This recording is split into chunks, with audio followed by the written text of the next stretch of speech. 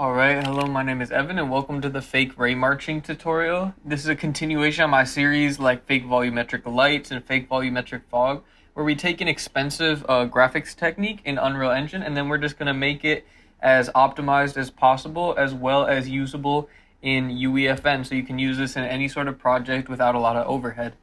And to start off, if you don't know what Raymarching is, it's a rendering technique where we can render things like the volumetric clouds in Unreal Engine that you see in the sky, as well as smaller local clouds like this. I just have this Raymarching material on a sphere. And this is the real deal Raymarching.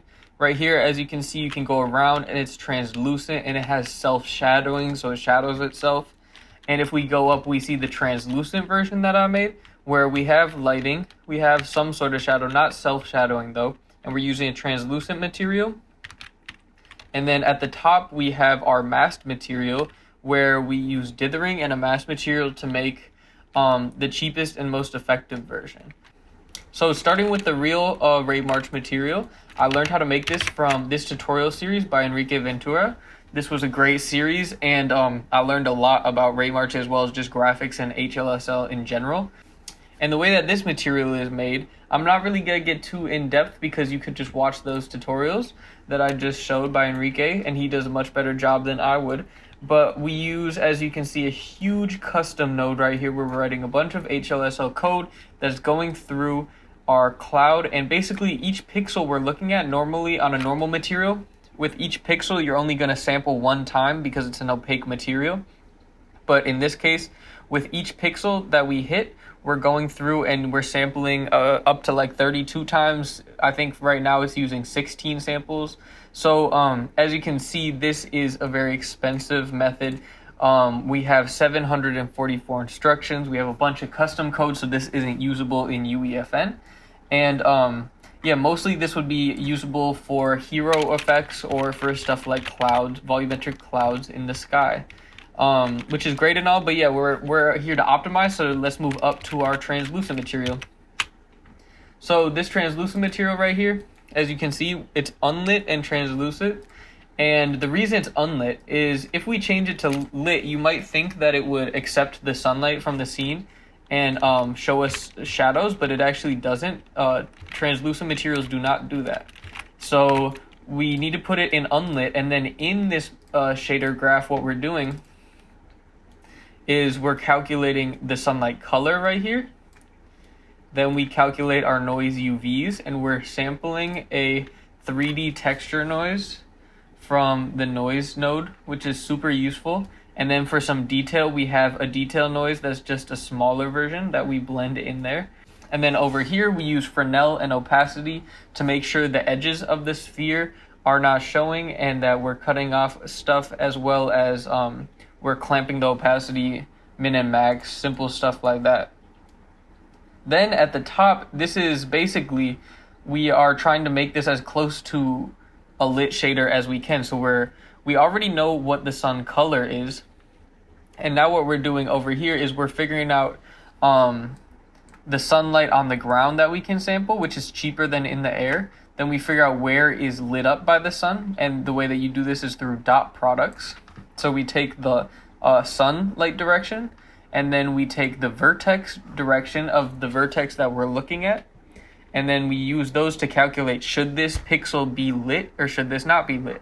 And then combine with these parameters to customize our shadows. We then have this fake lit version of a translucent material, and it looks pretty good. And you can, if you take our directional light, you can rotate it and you can see the material react just like the actual Raymarching one that we have below. But the one weakness that both of these have that the masked material doesn't have actually is I have a point light over here. So if I bring this red point light over here, you can see even though it's like right next to the materials and has a decent attenuation radius, you're not going to see it lighting anything up for the real Raymarch one or this translucent one. But if we go up to our masked one, you can see this one does accept lighting from the scene. So point lights, emissive materials will all contribute to this masked one. So this is really going to be the focus of this tutorial. Is I'm going to show you how to make this masked material right here.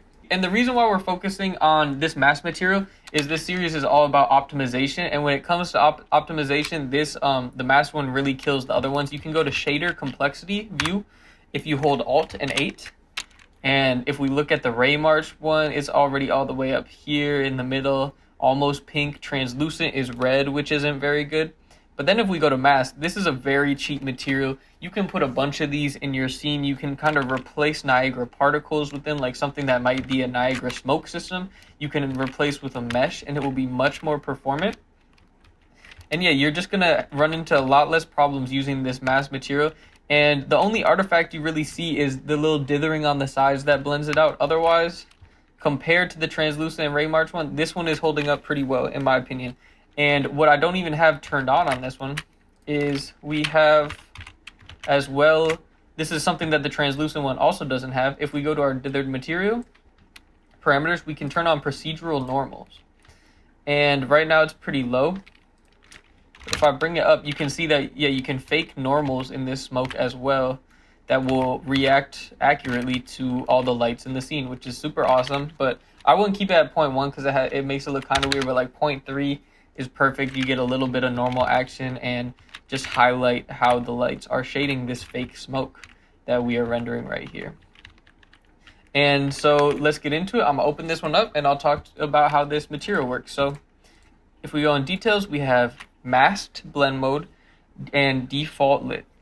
We're using default lit because that's why this material gets lit by the lights in the scene, is because it actually is lit and it's kind of an opaque material, kind of not.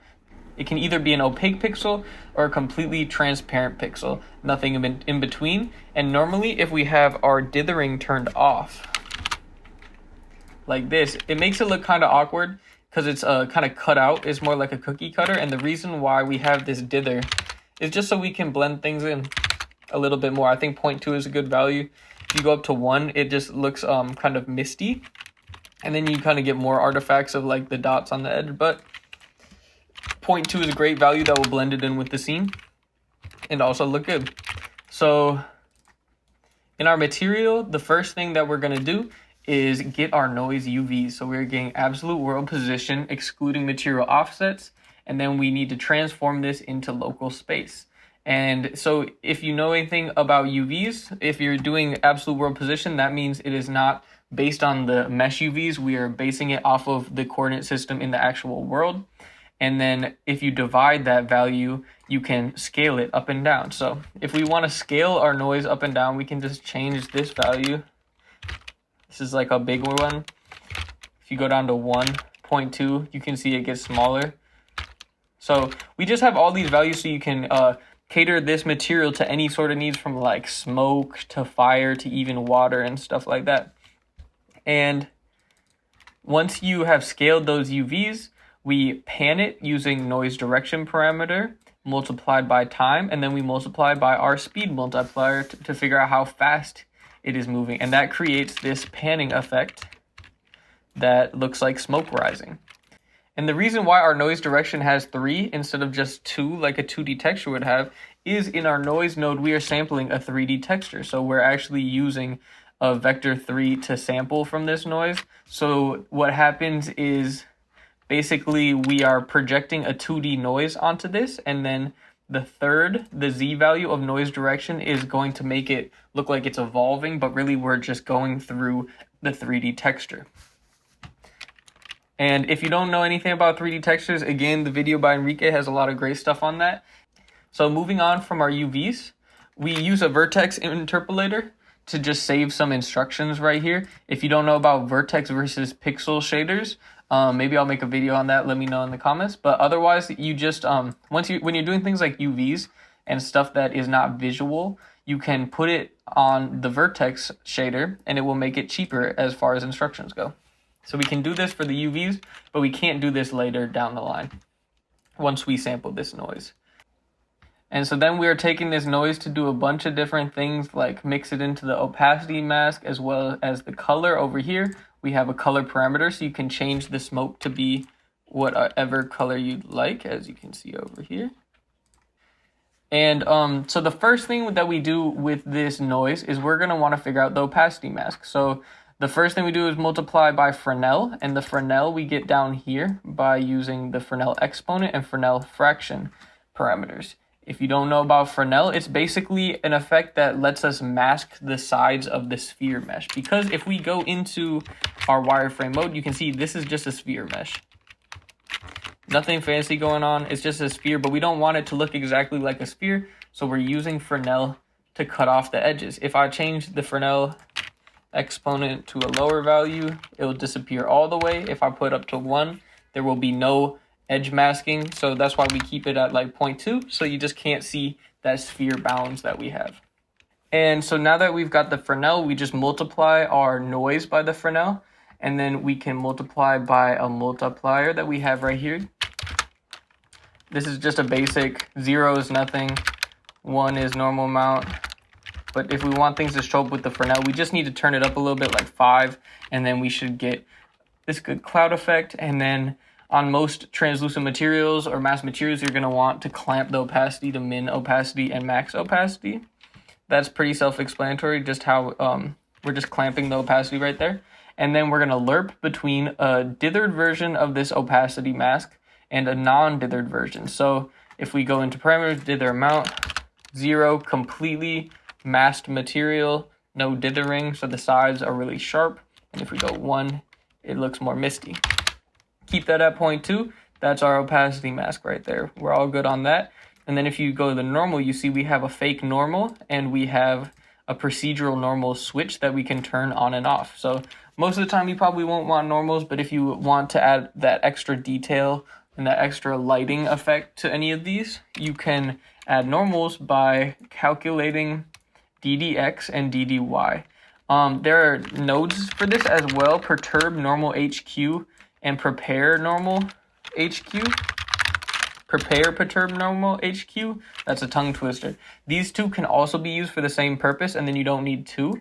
But the reason, and you just connect them like this, but the reason that I'm using ddx and ddy is that these two nodes are banned in UEFN. So this material shader is a completely friendly for UEFN because we're using ddx and ddy instead. So what this happens is we get the derivative of the x value, derivative of the y value, and then we're making a fake normal mask from these values, taking this noise into account, and then our z value is the normal flattened parameter. So if you want more normals, put that number lower. If you want less, put it higher.